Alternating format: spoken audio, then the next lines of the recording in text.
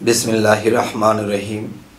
হে সমস্ত জগতবাসী, আজকের যে আলোচনাটি আপনাদের সামনে নিয়ে হাজির হলাম, সেই আলোচনাটি হলো রেডিমেড আউলিয়া। এই পৃথিবীতে রেডিমেড আউলিয়া কারা এবং তিল তিল গড়ে ওঠা আউলিয়া এবং রেডিমেড আউলিয়া তারা কারা, এই জিনিসটা কিন্তু আজকে আপনারা বলবেন।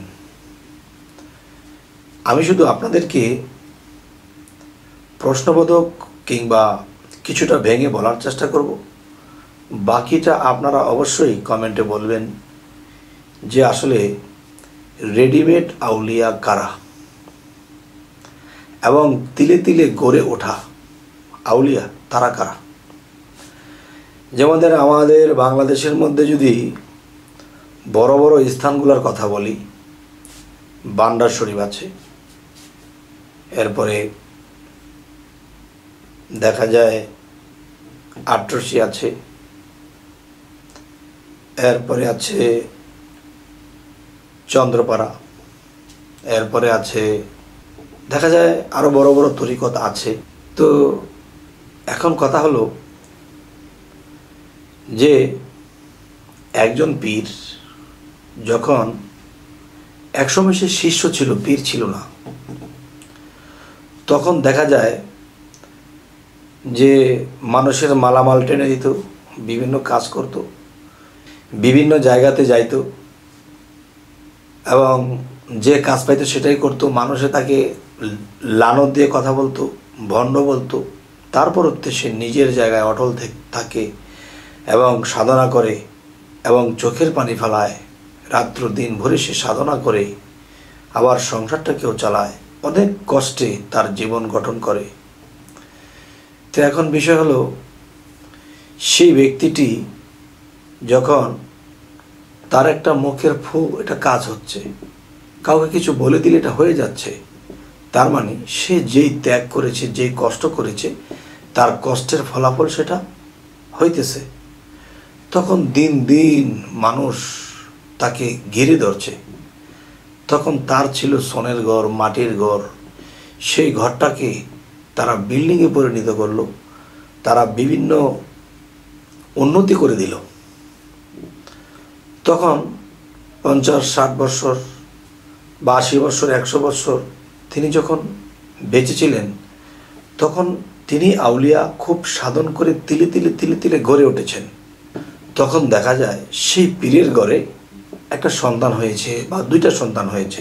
তো এখন দেখা যায় একজন পীর সাহেব যতই গুণগত মান হোক, কিন্তু ছেলে মেয়েরা কিন্তু বাবার প্রতি সেতটুকু প্রেম ভক্তি, ভয় ভক্তি সেটা নেই। বাবা যত বড় আউলিয়াই হোক, ছেলে মেয়েদের কাছে এটা একটা তুচ্ছর মতো। তখন কি হয় যে বাইরের লোকে তাকে সেবা ভক্তি করতেছে, তাকে মানতেছে, তাকে বিশ্বাস করতেছে, যা বলে দেয় তা হইতেছে, ভক্তদেরকে যা বলে দেয় তারা সাধন করতেছে এবং যা কিছু বলে দেয় ফলাফল ঘটতেছে। মানুষ দিন দিন ভিড় হচ্ছে। তো এখন বিষয় হলো যে মানুষ দিন দিন ভিড় হচ্ছে, সেই পীর সাহেব খাঁটি পীর ছিলেন, তিনি সাধনা করেছে আল্লাহর পথে, বহুত কষ্ট করেছে, এরপর তিনি আল্লাহর তরফ থেকে, তার মুর্শিদের তরফ থেকে সে পীরালি করার অর্ডারে পেয়েছে, তখন তিনি এটা করতে শুরু করেছে। তো এখন যে বিষয়টি হলো সেই পীর সাহেব যাকে যা বলে দিয়েছে তাই ঘটেছে। কিন্তু বর্তমানে যখন সেই পীর সাহেব বয়স হয়ে গেছে, এখন চলে যাবে, কিন্তু পীরের যে সন্তান আছে, এই সন্তানটি কিন্তু বাবাকে ঠিক মতো মানেনি, ঠিক মতো সে কোনো তরিকত করেনি, ঠিক মতো সে সাধনাও করেনি, কিছুই করেনি, কিন্তু হাতে পায়ে দেখতে রাজকুমারের মতো হয়ে গেছে, কিন্তু ভিতরে সাধন শক্তি নেই, আল্লাহর গুণ ক্ষমতা নেই, নবী রাসূলের গুণ ক্ষমতা নেই। তখন এদেরকে কি করলেন পীর সাহেব? তাদেরকে গদিনিশীন বানিয়ে দিলেন। গদিনিশীন বলতে কি? পীর সাহেবের গদি সে চালাবে। তো এখন মানুষ যখন আসে, তখন পীরের ছেলে বলে তাকে ভক্তি করে, তাকে মানে, কিন্তু যে মানাটা তাকে মানতেছে, এই মানা পাওয়ার যোগ্যতা তার মধ্যে নেই, যেহেতু সাধন নেই, তার কোনো আল্লাহর এরকম ইবাদতকারীও নেই, অথচ পিতা বেঁচে থাকতে পিতার সাথে ভালো ব্যবহারও করেনি। তো আজকের যে কথাটি হলো, যাকে গদিনিশীন করে দেওয়া হলো তিনি কিন্তু রেডিমেড আউলিয়া হলো, রেডিমেড পীর হয়ে গেল। আর তার পিতা, তার দাদা মাথার গাম পাতায় ফেলে সংসারকে ধরে রেখেছে, আবার সাধনা করেছে, মানুষের বকাঝকা খেয়েছে, অনেক কষ্টের জীবন কাটিয়েছে। এর মধ্যে দিয়ে তারা নিজেকে পুরোপুরি ছালি বানিয়ে দিয়েছে। তখন সেখান থেকে একজন আউলিয়া উৎপত্তি হয়েছে, আল্লাহ তাকে সে আউলিয়াত্ব দান করেছেন। কিন্তু পীরের ছেলে যেখানে বসেছে তার তো সাধন শক্তি নেই, পিতাকেই তিনি মানতেন না ঠিক মতো। তখন এই যে একটা কলা গাছ বসায় রাখা হয়েছে, একেই মানুষে ভক্তি করতেছে আজ। তাহলে পীরের শিষ্যদের মধ্যে অনেকে যোগ্যতা হয়েছে, সকলকে দেওয়া হয়নি, হয়তো দু একজনকে দিয়েছে, যে এটা না দিলে পরে পীরের বদনাম হবে, যে সন্তানকে দিয়ে গেছে, বাইরে কাউকে দেয়নি। বাইরে কি কেউ যোগ্যতা হয়নি? তাই বলে দু একজনকে দেয়, শেষে কি করে? নিজের সন্তানকে গদিনিশীন বানিয়ে দিয়ে সে পৃথিবী ত্যাগ করে। এখন একটা পুলিশের চাকরি যদি কেউ নেয়, তাহলে সরকার তাকে ট্রেনিং দেয় এবং যন্ত্র চালানো শেখায় এবং সন্ত্রাস কীভাবে দমন করবে সেটা শিক্ষা দেয়। তো এখন এরকম ট্রেনিং বা শিক্ষা না দিয়ে এই বন্দুকটা যদি কারো হাতে তুলে দেওয়া হয়, তখন সে কিন্তু পাখি মারতে মারতে শেষে মানুষ মারতে শুরু করে দেবে। আজ কোনো পীরের শিষ্য বা কোনো পীরের ছেলে সন্তান যদি তাদের সাধন শক্তি না থাকে, আল্লাহর গুণ ক্ষমতা, রাসূলের গুণ ক্ষমতা, মুর্শিদের গুণ ক্ষমতা না পেয়ে থাকে, সে কিন্তু পীর হওয়ার যোগ্য নেই। তাহলে পীর হওয়ার যোগ্যতা যার নেই, তাকে যদি গদিতে বসিয়ে দিয়ে যায়, সে তো আকর্ম, কুকর্ম, লোভ, লালসা এটা সেটা করবেই।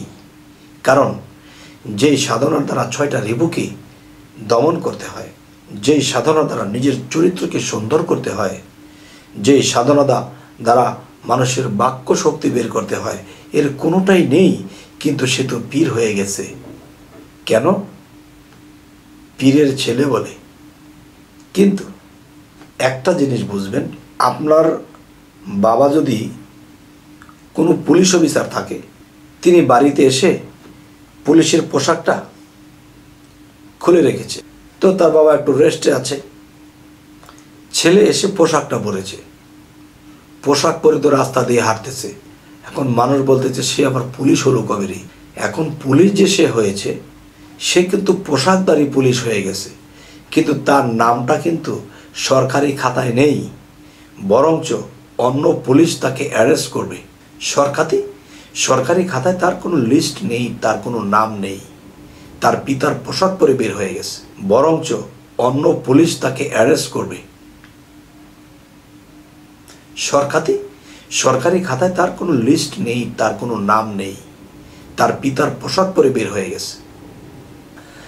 তাহলে একদিন আল্লাহ কিন্তু ধরবে